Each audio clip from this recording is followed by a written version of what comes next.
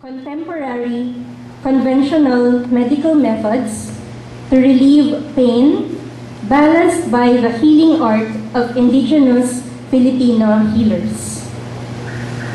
Where conventional medicine has reached its limits, the healing skills of the Filipino healers begins. Witness this rare occasion to bridge the gap between conventional and alternative medicine for effective chronic pain management.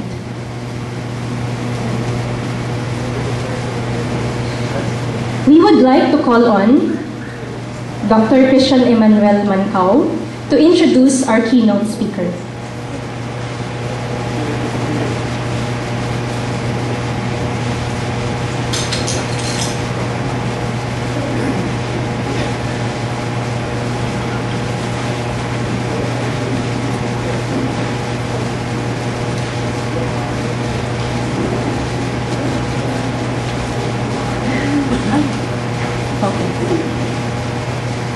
We would like to call on Engineer Boy Fajardo to introduce our keynote speaker.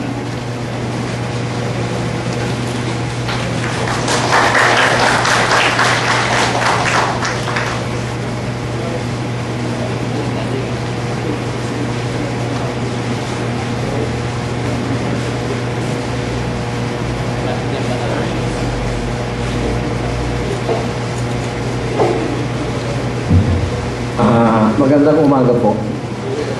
Ito pong ating speaker, ang incumbent Director General ng PITAC. Ito pong PITAC, ito po yung Philippine Institute for Traditional and Alternative Healthcare. Ang mandate po nila is bigyan ng recognition yung ating mga traditional healer. And also one of the objectives why we are here right now.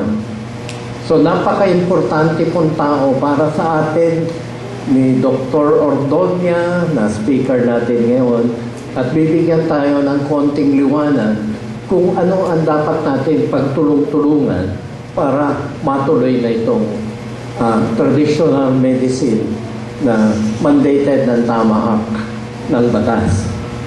Si Dr. Ordonia po ay tiga La Union. Siya po ay isang Ilocano. Gumraduate ng medisina sa UERM noong 1969 at naging regional director ng DOH sa Cordillera, sa Central Luzon at saka sa Region 2. Siya po ay naging research Bureau of Research, Head Director of Bureau of Research and Laboratory. Life member siya ng Philippine Medical Association. Meron siyang 3 anak and of course meron siyang asawa. Baka ako mapagalitan kung 3 anak lang. So, at nag-attend na po siya ng iba-ibang convention, national, international, na tungkol sa medicine. So, pinakikilala ko po si Dr. Juvencio,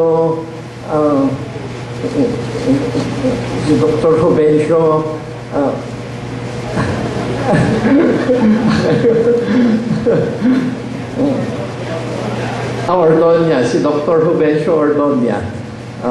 Eto na po siya.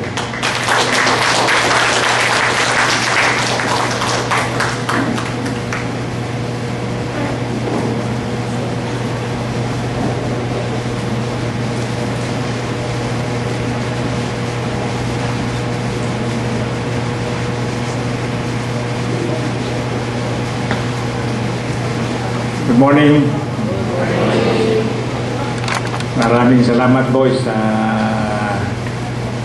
inyong pagkilala sa atin. Ako yung nagpapasalamat sa Philippine Society of Bones and Joint Care Incorporated sa pag-aanyaya nyo sa akin dito ngayong umaga. Hindi ko alam, I never expected na I'll be speaking before you today. because over the telephone, Mike invited me to this forum and said, may meeting tayo. Sabi niya, oh sige, may meeting. Sinong ka-meeting natin? Tayo lang, sabi niya. Then, we will have Dr. Mancao at mag-uusap tayo, yung mga stem cell dyan. Fine, sabi ko. So, I keep my day open and said, I will come. So, I was about to come in my jogging suit. Mag-jogging sana ako, naka-shorts eh. Then, I thought I have to take the MRT, and I know that it's right there, the station is right there, and it's very easy to come. It's easier to come by the MRT rather than coming by car because of too much traffic. So, sabi ko, if I have to walk, I was about to come in sleepers. But anyway, thank you very much for inviting me here. And again, to the officers, members of the society, for your invitation. Looking at the program, I thought it was a whole day program. But as I look at the attendance, I can see that most, if that majority comes from outside Metro Manila, and they represent traditional healers.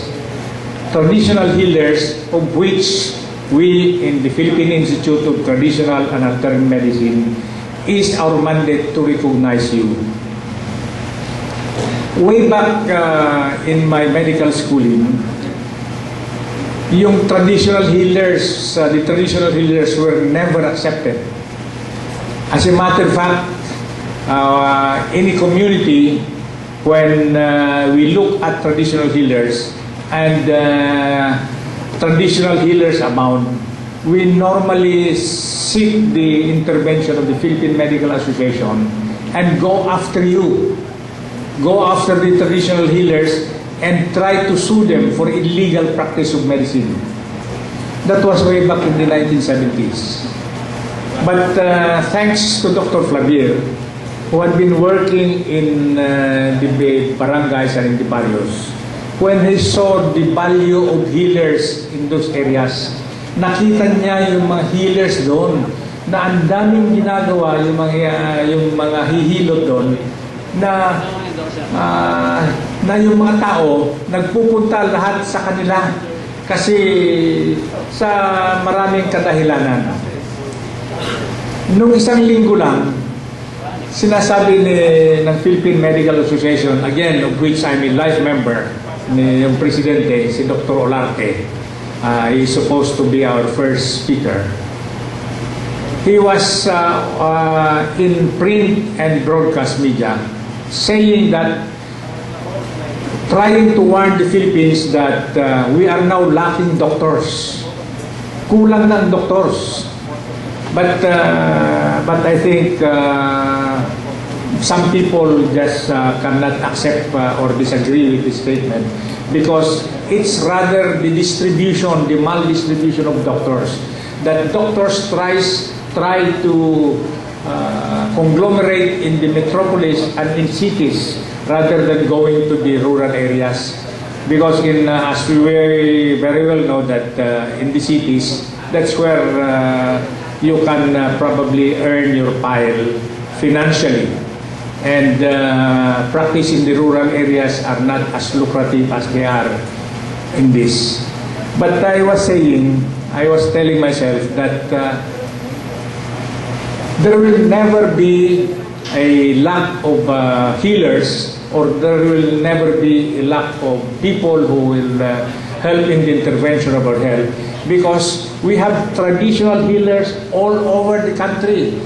Ang dami-daming manggagamot sa mga kanayunan natin. I had the privilege of being part of a study of a province south of Manila. Mayroong isang probinsya diyan south of Manila where we tried to study the pattern of a one-year pattern. Isang taon yan. Nahanap namin na sa lahat ng nagkasakit dyan sa probinsya niyan, south of Manila, nakita namin na 70% of those who got sick went to a traditional healer. Only 30% went to the mainline physicians who have graduated. What does this mean? It means that whether we like it or not, traditional healers will heal